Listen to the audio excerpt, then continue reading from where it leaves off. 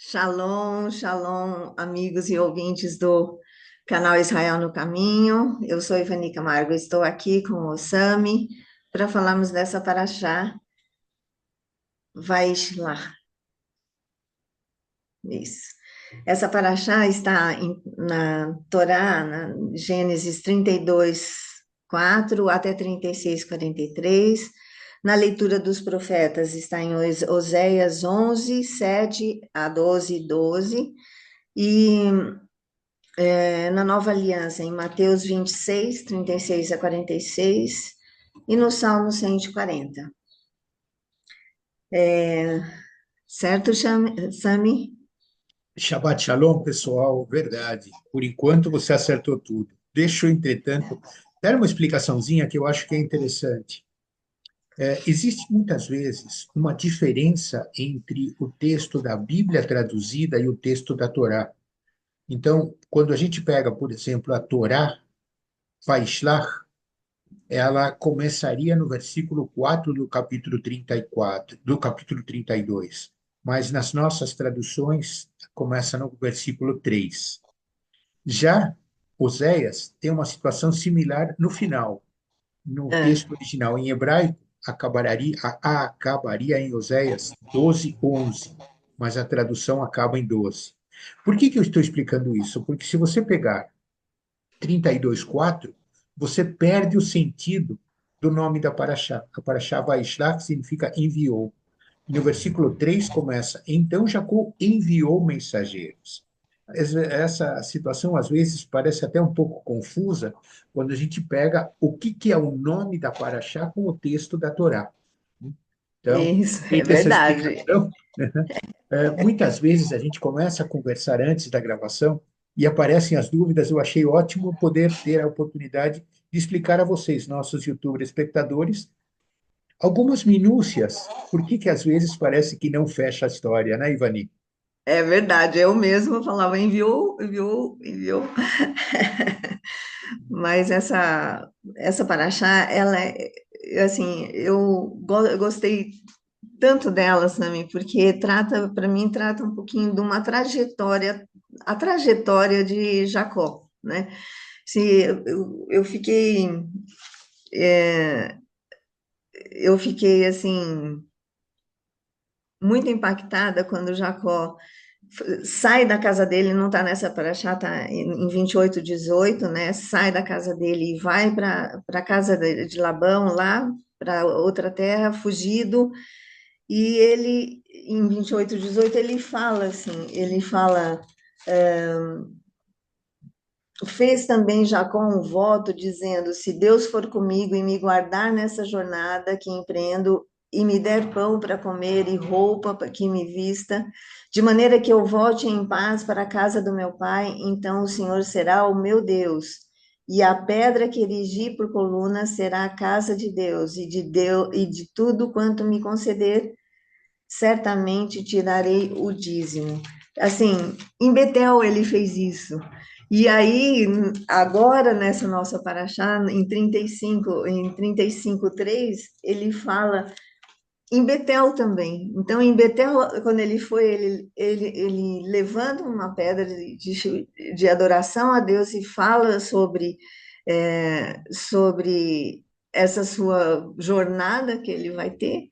E quando ele volta, ele para em Betel e fala com Deus. E o que ele fala com Deus de novo é muito interessante, porque olha só o que ele fala em 35:3. Levantamos e subamos a Betel. Farei ali um altar ao Deus que me respondeu no dia da minha angústia, me acompanhou no caminho por onde andei, e depois ele fala que é um Deus que se revelou ali. Então, é uma jornada pessoal com Deus, né? Que ele começa em Betel, não termina em Betel, porque em Betel ele ainda agradece porque Deus respondeu, porque Deus acompanhou, porque Deus se revelou e porque Deus o abençoou. né? Então, assim, na ida ele falou, na volta ele volta agradecendo e renova, né? Renova essa aliança, essa relação com Deus, ele estabelece outros patamares, né, de relação com Deus. Então, eu fiquei, assim, é, eu gosto muito de ver isso, como Deus faz, é um exemplo tão vívido para nós, né? Assim, que eu fico muito impactada com essa história toda de Jacó em Betel, na ida e na volta. Ele confiou nas promessas, né? Deus tinha promessas, e ele viu e ouviu a Deus. Então, isso não impacta todo mundo, não é essa minha até hoje. O maravilhoso texto da Torá é que é a revelação de Deus a Moisés. Então, o texto da Torá realmente é um texto de amor, de emoção, de relacionamento, de a- aproximação.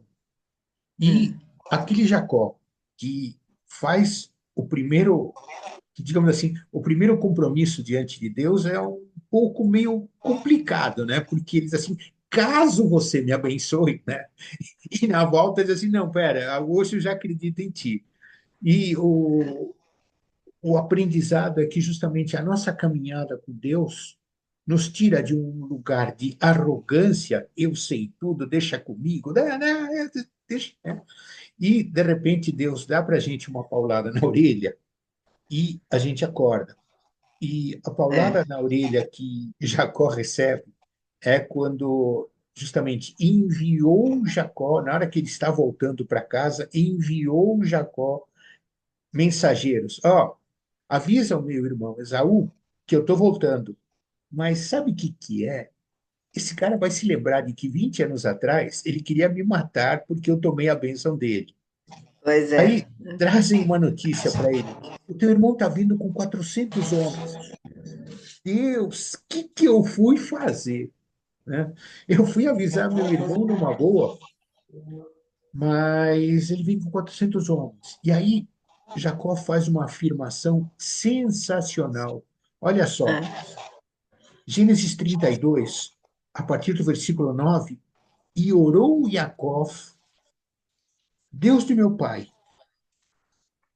Deus de meu avô Abraão, o eterno que me disseste, torna a tua terra e a tua parentela e te farei bem.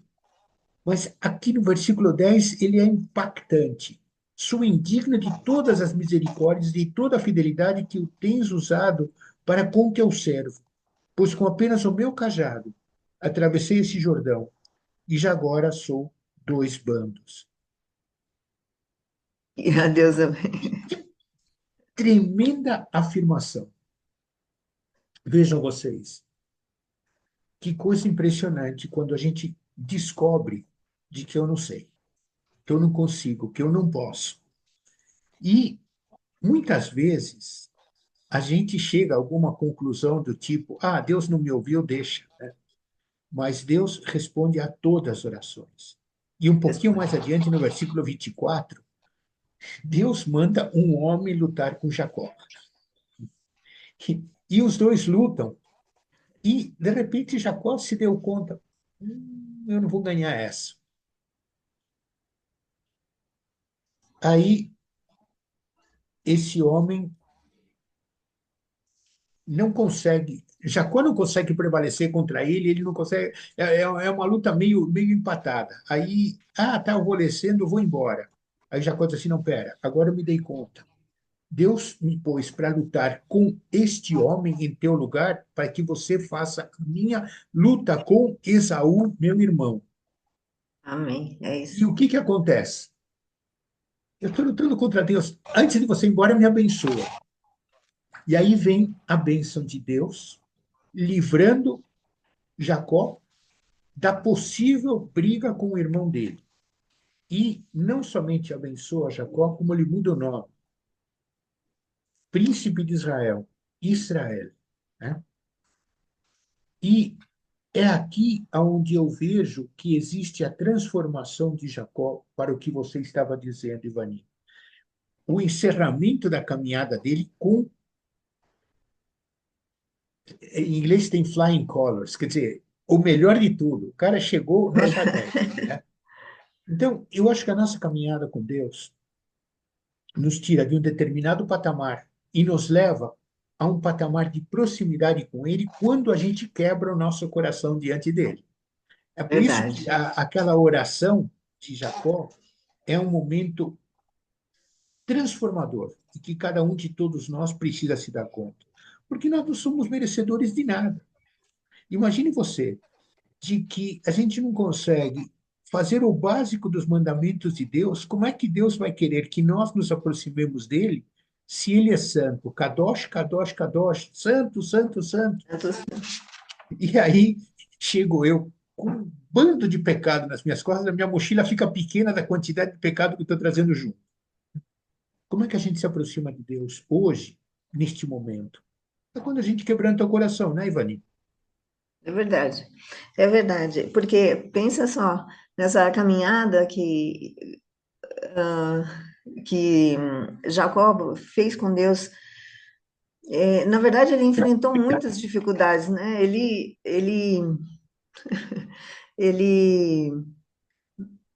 teve que trabalhar muitos anos para a esposa que ele queria, todas essas coisas. Ele reconheceu, quando ele chega em Betel agora, nessa volta, ele reconhece que tudo que ele passou na vida,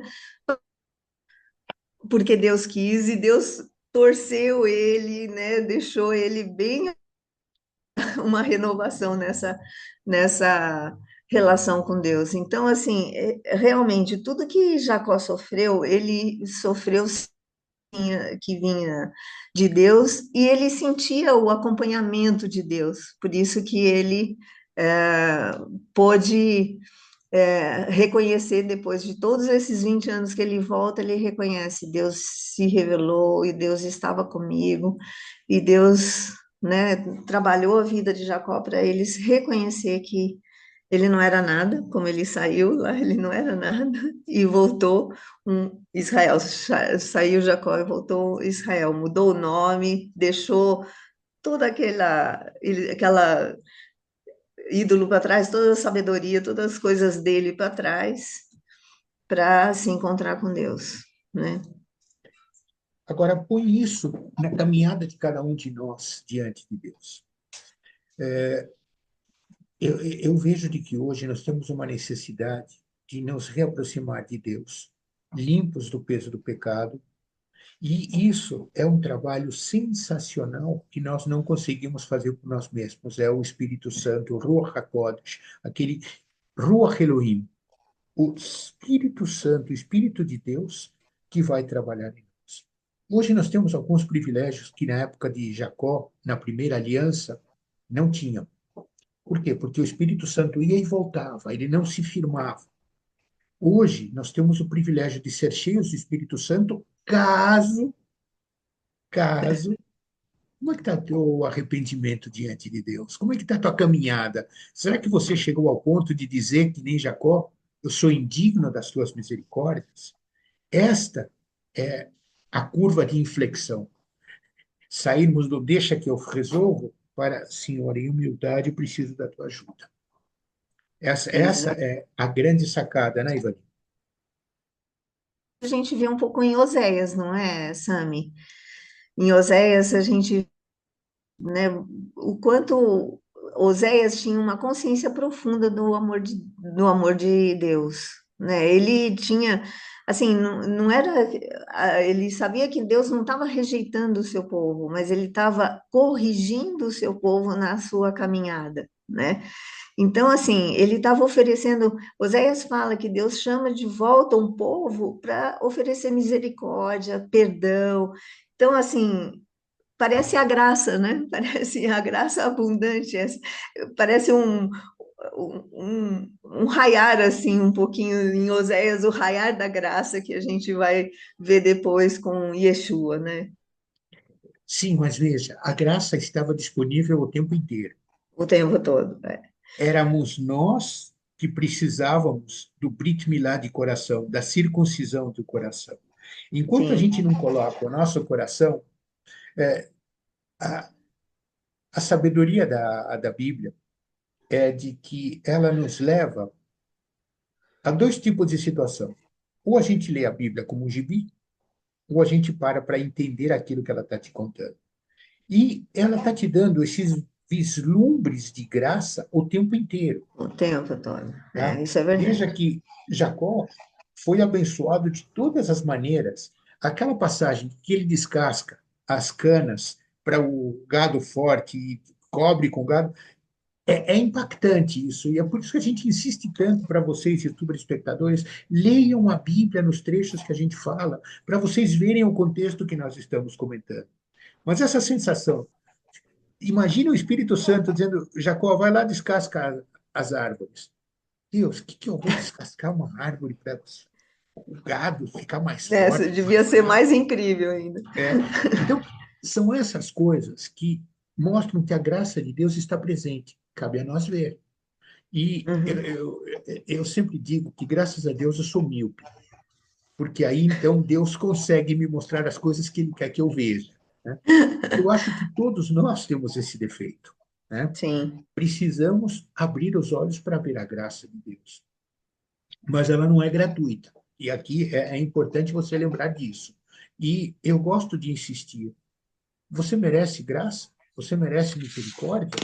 Como é que está a tua relação com Deus? Será que você realmente consegue fazer a oração de Jacó ou você ainda precisa tomar mais alguns uns piparotes na orelha, né? Eu espero que você não precise tomar piparotes muito fortes, mas que acorde para uma realidade que nós necessitamos prementemente da graça de Deus em nossas vidas. E isso só vem realmente quando nós reconhecemos a nossa incapacidade de fazer sozinhos e nos humilhamos diante de Deus, pedindo perdão em Sim. arrependimento. Sim. É por aí, Vani? É por aí. É por aí, sim. Só com arrependimento mesmo, né? Que a gente se volta para Deus esperando de Deus alguma solução, e aí Ele entrega a solução do perdão e da sua misericórdia. Você sabe que a expressão Adonai em hebraico é Senhor, Ah, mas o problema é que a gente declara Yeshua como Senhor das nossas vidas, como Adonai das nossas vidas, mas a gente não aceita as instruções do senhorio dele. Então, se você hum, diz para ele ser senhor, diz, espera, então eu ganhei um chefe, eu sou o servo, mas para ser um servo fiel, eu preciso ouvir e obedecer. E a lição de obediência vem através de você refletir no texto de Isaías, no texto de Oséias. E ah, o texto de Mateus te mostra as palavras de Yeshua falando. Então, veja, Yeshua nada mais é do que o cara que bate no ponto. O texto estava lá, já tinha sido visto, já tinha sido lido por quem quis ler, mas chega Yeshua e bate no ponto. Cadê teu arrependimento? Arrependei-vos. Mas eu preciso fazer um Brit Milá de coração. E o Brit Milá, a circuncisão do coração, ela só vem quando você realmente permite Deus assumir o controle da tua vida. Porque enquanto isso, você está naquela situação de Jacó, não, caso você me dê, eu faço, né? ah, Então, o enviado nessas alturas foi Jacó mandando os emissários avisar Esaú, o inimigo dele naquele momento. ah, Nós não precisamos mandar emissários, nós já temos o inimigo o tempo inteiro contra nós. Então, cabe a verdade. nós realmente reavaliar a situação. Por que, que a gente chegou nessa situação que precisamos ajuda para derrotar o inimigo? Pois Essa é a é. caminhada que você dizia. Como é que a gente ganha a, digamos assim, como é que nós melhoramos o nosso relacionamento diante de Deus? Não adianta você simplesmente achar que você está fazendo esse relacionamento de uma maneira vazia. Tem que ser uma maneira cheia. E eu vejo, Vani, que você está com a mesma pulseira que eu. Deixa eu aproveitar Sim, para explicar, já que apareceu essa pulseira. Nós estamos numa campanha mostrando que o antissemitismo tomou conta de todas as coisas. É impressionante nós vermos o movimento antissemita em todas as situações, em todos os níveis. E eu Verdade. queria aproveitar para dizer para vocês de que o antissemitismo incomoda, mas incomoda muito mais a Deus do que a nós, porque, na verdade, essa campanha antissemita é uma campanha onde nós vemos as pessoas indo contra Deus. Começou com o povo de Israel. Nós, os judeus, estamos acostumados com o antissemitismo desde a época de Faraó, tá? Aliás, se você quiser, desde a época de Abraão, Gênesis De 12, Gênesis. 12, 3, como está escrito aqui, aqui está escrito Gênesis 12, 3, Assim, Deus diz assim: cuidado, é da minha descendência que vem Mashiach, vem o Messias. E eu vou abençoar quem te abençoar, mas cuidado, eu vou amaldiçoar quem estiver te amaldiçoando. Então, cuidado com essa linha de antissemitismo que ela está permeada na nossa sociedade o tempo inteiro. E é por quê? Porque é falta de temor de Deus. Eu vejo que a sociedade simplesmente fechou os olhos e precisa tirar as escamas para se dar conta da necessidade que nós temos de estar diante de Deus.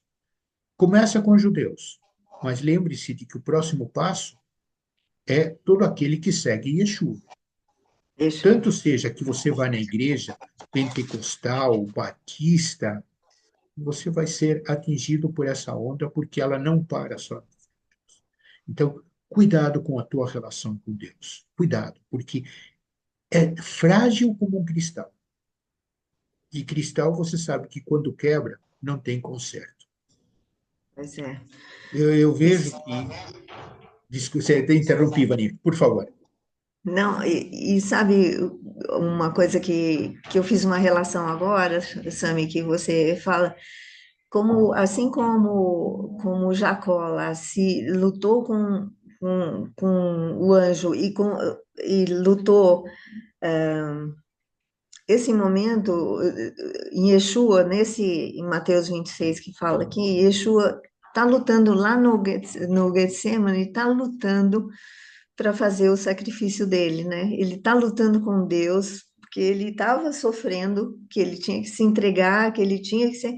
Da mesma forma, ele estava se preparando, só ele e o Pai, para só Yeshua e o Eterno para conseguir forças de fazer todas as coisas que precisam fazer. Então, essa é a forma com que a gente, a vitória de Yeshua, ela foi obtida com o sofrimento e com tentações, para que nós pudéssemos agora, nas nossas lutas contra o antissemitismo, nas nossas lutas contra tudo que está aparecendo por aí, poder contar com essa ajuda do Espírito Santo e de Yeshua mesmo, né? Então, assim, eu vejo nesse Mateus, nessa luta, nessas orações de Jacó, o caminho para as nossas orações nessa época que a gente vai enfrentar, junto com Israel.